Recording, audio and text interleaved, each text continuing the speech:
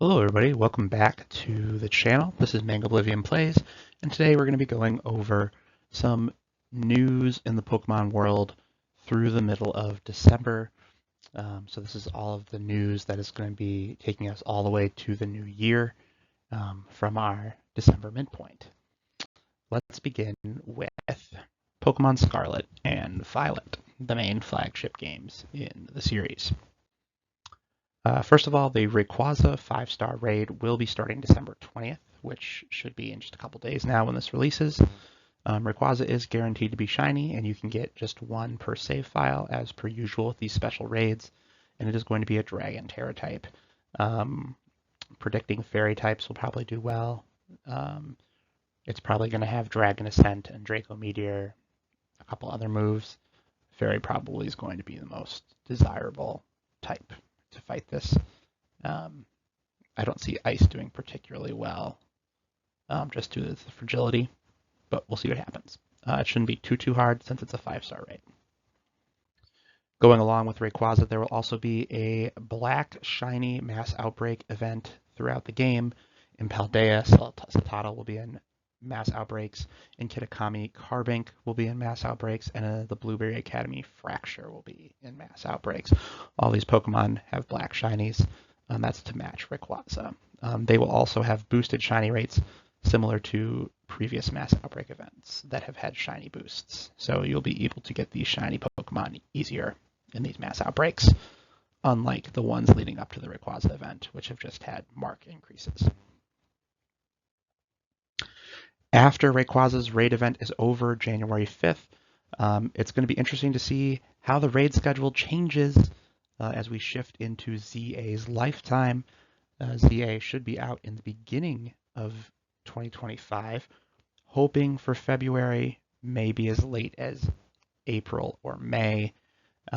Regardless, we need to know. I'm just interested to find out where they're going to be going with this raid schedule. Are they going to do the Paldean starters now that they have done all the other starter Pokemon in the game? Are they going to release more legendary Pokemon as raid events?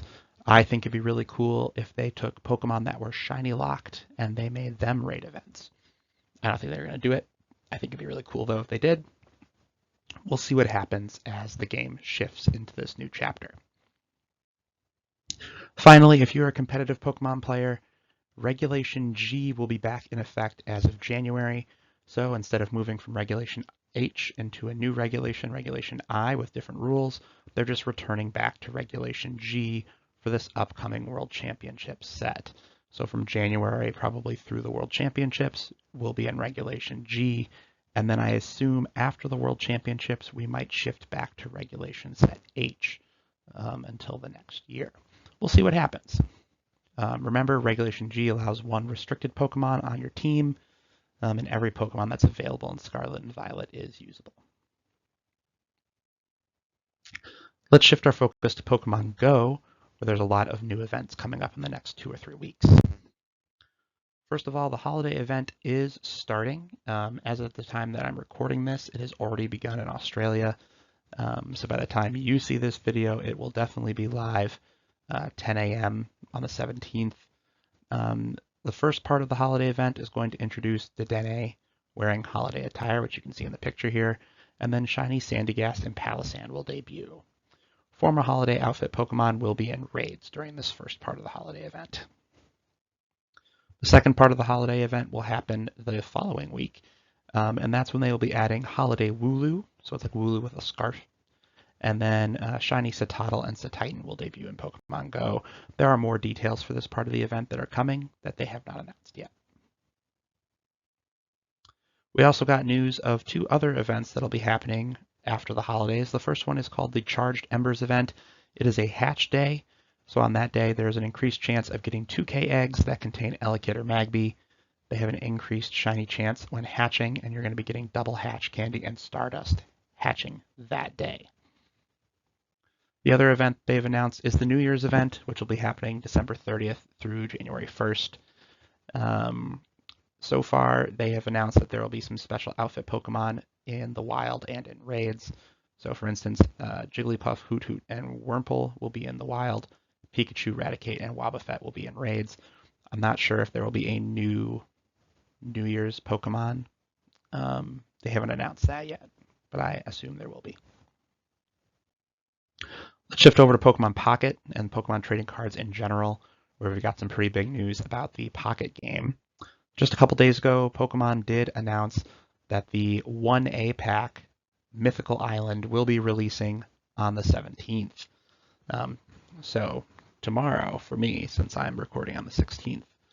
This is the second booster pack for the game, and it's going to feature over 80 new cards, and they have confirmed 4 EX cards will be available: Mew, Aerodactyl, Pidgeot, and Celebi.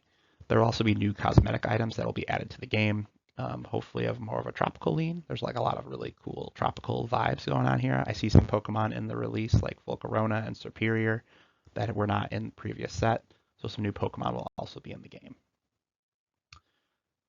The 2 Pokemon EX that they have shown off so far are Mew EX and Aerodactyl EX. Mew EX looks like it's going to be a very impactful card in the meta of the game right now, basically because genome hacking can be used in any deck, because it's 3 colorless energy. So that's going to be very versatile. You could use it in any type deck, and it allows you to use your opponent's attacks. So if you're fighting a Pokemon like Mewtwo that has a 150 damage attack, or Charizard, which does a lot of damage, you can use that attack instead. Very nice. Aerodactyl EX has a great ability called Primeval Law, which you may remember from actual Pokemon cards if you play that, which makes it so your opponent can't evolve their Pokemon or their active Pokemon. So that could really shut off your opponent's evolution and disrupt their strategy, right? Especially if they're trying to get their Charizard or their Venusaur or their Blastoise ready to go. They're not going to be able to do that with Aerodactyl, at least not in the active spot.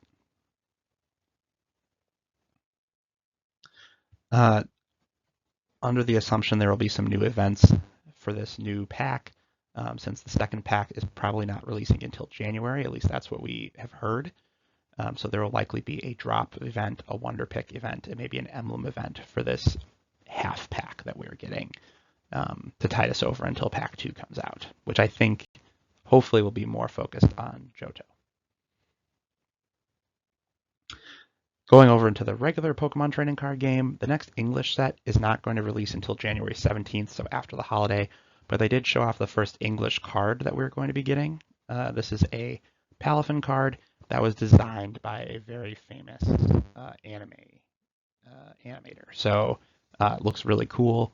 It's obviously a reprint of the original Palafin EX card, just way cooler. And this set is going to be based off the Japanese sets Terrestrial Festival and EX Starter Deck Generations.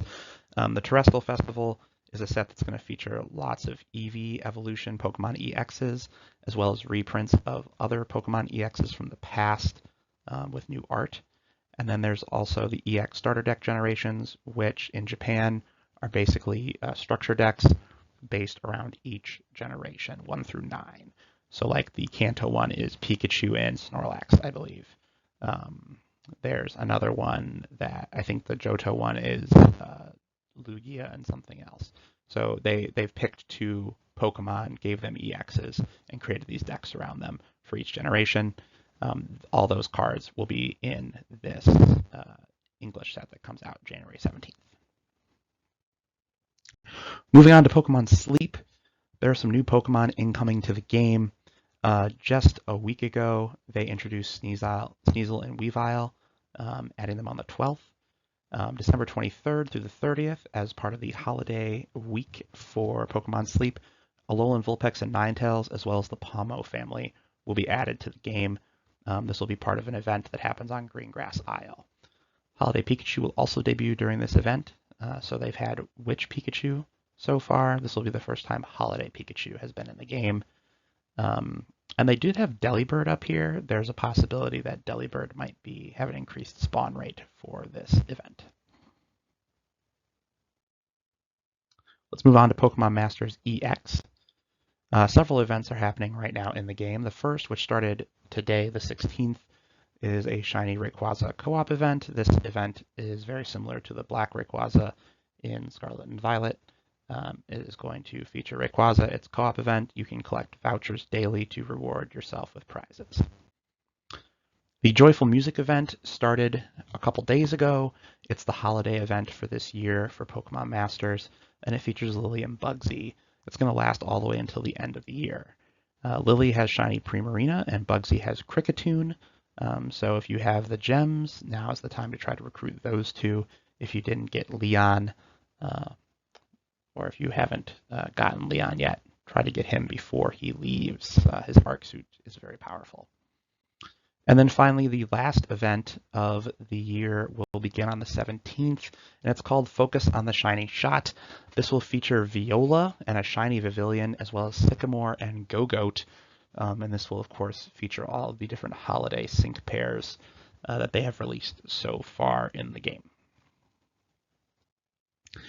Finally, a note about Pokemon TV, the defunct app that no longer is available, has now been revitalized as a YouTube channel. The YouTube channel is live right now. You can go and subscribe to it. And it currently only has the first season of Pokemon available on the channel. It's unclear what other seasons will be added in the future, especially since certain Pokemon seasons have their rights maintained by other streaming services. So the original Pokemon episodes, I think through Hoenn, maybe Sinnoh are under the control of Pokemon right now. But once you get to Black and White and beyond, different TV sites and streaming services own the rights to show those shows. So it'll be interesting to see if and when they become available, if they're ever going to put movies on this channel like they did for the YouTube app or for the app. We'll see what happens. Very excited to see what the future holds for this new YouTube channel, part of the Pokemon world. Thanks so much for tuning in, and thanks for subscribing and ringing the bell so you can stay up to date on all of your different Pokemon news. This has been Mangoblivion Plays, and we'll be signing off for now. We probably won't have another news video until 2025. So until then, best of luck to you, trainers. May your holidays be merry and bright, and may you catch and receive many Pokemon before I see you again. See ya.